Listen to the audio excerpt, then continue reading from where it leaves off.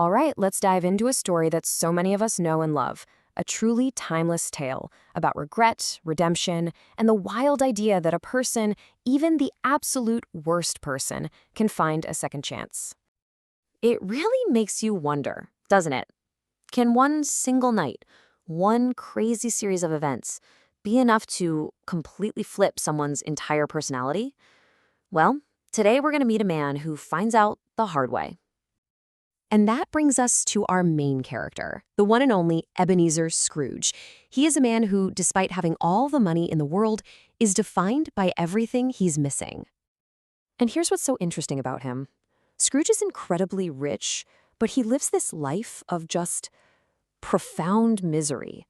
It's like he's built these walls of gold around himself, and in doing that, he's totally shut out everything that actually makes life worth living. Friendship, joy, and especially Christmas. So the whole thing kicks off on this one cold Christmas Eve when something completely impossible just shatters his quiet, lonely world. The ghost of his old business partner, Jacob Marley, who's been dead for 7 years, by the way, shows up with a message that is both urgent and absolutely terrifying. Marley's warning is crystal clear. He basically says, "Look at me.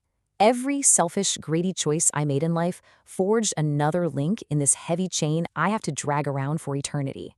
He's there to tell Scrooge that he is walking the exact same path, and if he doesn't change, and change fast, his fate will be even worse. With that chilling warning just hanging in the air, the stage is set.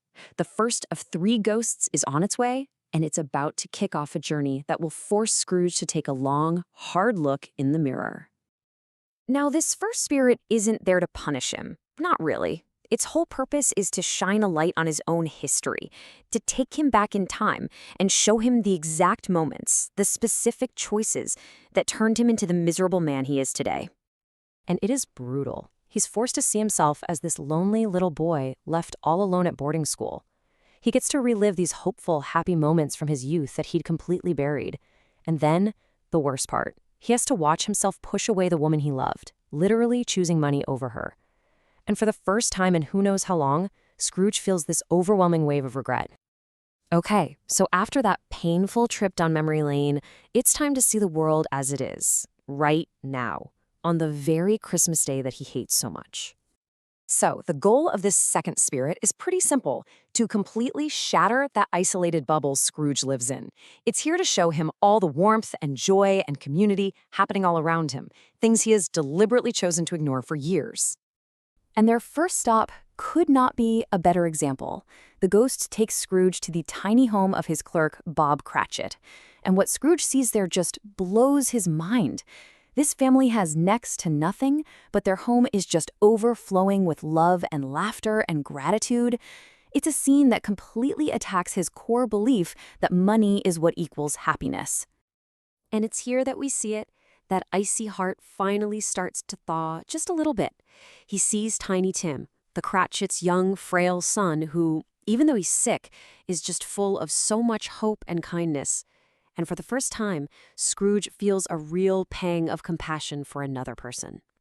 But his journey isn't over, not by a long shot. The last spirit shows up, and this one is different. It's silent, draped in black, and absolutely terrifying.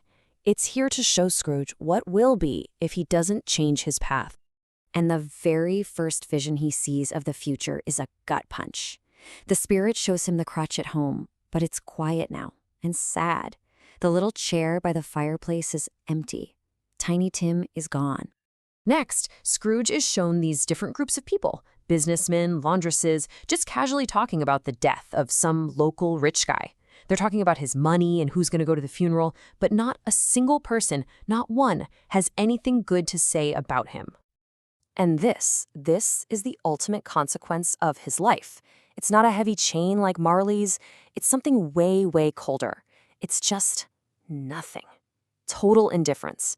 He lived a life so selfishly that his death means absolutely nothing to anyone. A cold, sickening dread starts to creep over Scrooge as the spirit leads him to a dark, lonely churchyard, and then it just points, a long, bony finger pointing at a neglected headstone. He knows who it is, but he is terrified to look. And there it is, his own name, carved in the stone. This is his end, to die completely alone, unloved, and instantly forgotten. And that's what finally breaks him. He just collapses, begging the spirit for another chance, swearing he'll change, swearing he is not the man he was. And just like that, the darkness vanishes. Scrooge doesn't find himself in a cold graveyard. He's in his own bed. And it's a bright, beautiful Christmas morning. He's alive. The future hasn't happened yet. He's just overwhelmed with this incredible relief and a kind of giddy joy he hasn't felt since he was a little boy. He realizes he's been given the one thing he thought was gone forever: time. And this transformation isn't just some internal feeling, It bursts out of him in immediate action. He doesn't waste a second. He's laughing, he's sending a giant turkey to the Cratchits, he's giving huge amounts of money to charity. He starts rewriting his own story that very morning, and he eventually becomes like a second father to Tiny Tim. And that's really the heart of it all. Scrooge's choice to finally embrace kindness and generosity doesn't just save him from a lonely end, it creates this beautiful ripple effect, making life better for everyone he knows. And that leaves us with one last big question to think about. Scrooge needed 3 ghosts to show him the real impact of his life.